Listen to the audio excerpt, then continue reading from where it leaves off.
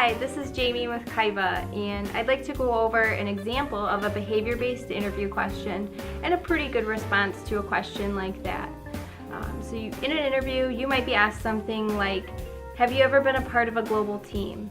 And your response could be something like, yeah, I've worked on global teams throughout my career, but one of the most impactful experiences I've had was working at Widget Company. I was a part of the program team for the launch of the new widget. Some of our biggest challenges working in this global team were communication barriers and also the time difference.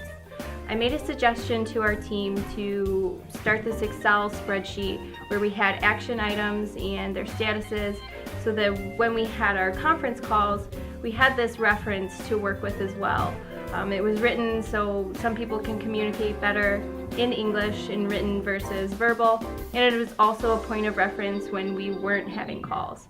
So people always had the right status of these action items. My specific responsibility was to update this sheet with the action items and make sure the statuses were accurate. This sheet actually really helped our program team stay on track, which was great.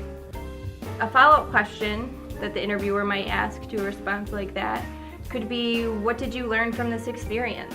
And you could say something like, my best takeaway from this experience was that people who have to accommodate both time and language have a completely different perspective working with US-based companies, and it's important to have different communication styles available so that you can leverage the diversity of the team and also work effectively with every member.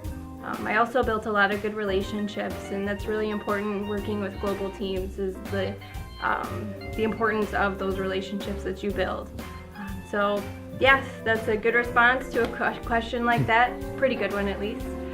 Good luck in your interview.